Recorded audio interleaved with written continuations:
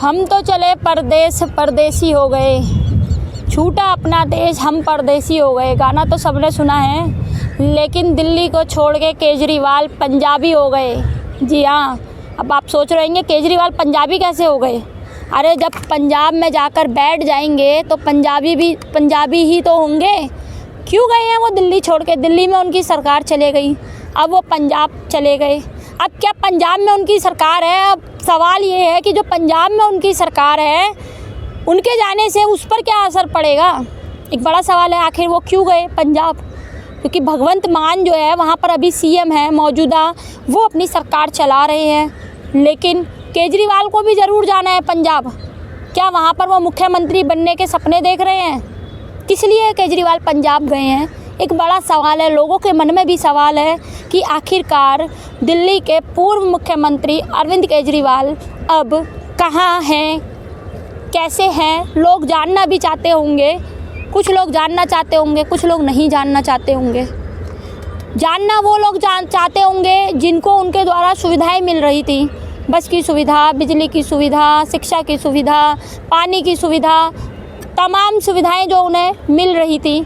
लेकिन जो मौजूदा सरकार है उन्होंने इन सुविधाओं पर रोक नहीं लगाई, कंटिन्यू उसको चलने दिया है। लेकिन वो कंटिन्यू कब तक बरकरार रहेगा, एक बड़ा सवाल है। क्योंकि तमाम वादे करे थे बीजेपी ने कि हम महिलाओं को 8 मार्च को सरकार बनने के बाद 1 महीने बाद 2500 रुपये मिलेंगे।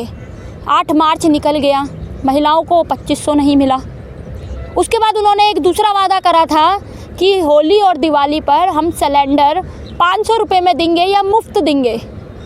इंतज़ार उन महिलाओं को भी था कि इस बार हमारे घर पर फ्री सिलेंडर आएगा, लेकिन वो फ्री सिलेंडर भी नहीं आया।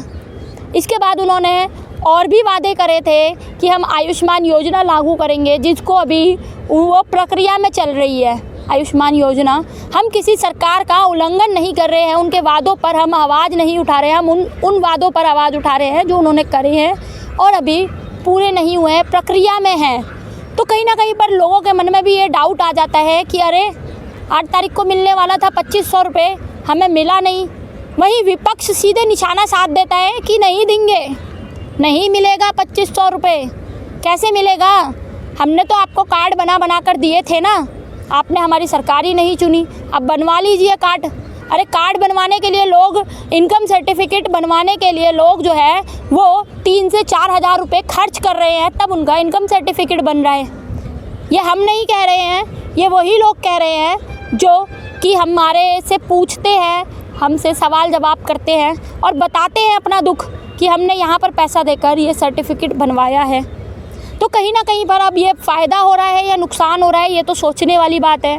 हाँ, बीजेपी सरकार के आते हैं दिल्ली में काफ़ी बदलाव हुए हैं। विधायक बदले, दिल्ली की स्थिति बदली। विधायक बदले, दिल्ली की सड़कें बदली। विधायक बदले, दिल्ली का सीवर सिस्टम बदला।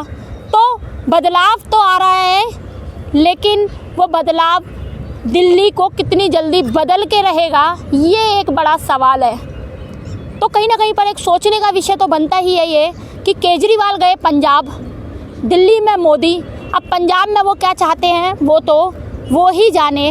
लेकिन हाँ, एक फर्जीवाल आपको ज़रूर दिखाई देते होंगे। अब फर्जीवाल कहाँ से आ गए? अरे जी, आप देख सकते हैं वो फर्जीवाल जो है कभी यमुना जाते हैं, कभी पंजाब जाते हैं, कभी कहीं चले जाते हैं। केजरीवाल का रोल करते हुए फर्जीवाल दिखाई दे रहे हैं। लेकिन फर्जीवाल से अगर पूछा जाए कि केजरीवाल पंजाब क्यों गए, तो हकीकत तो उनको भी नहीं पता है।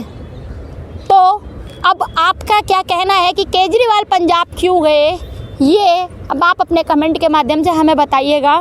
आपका क्या कहना है?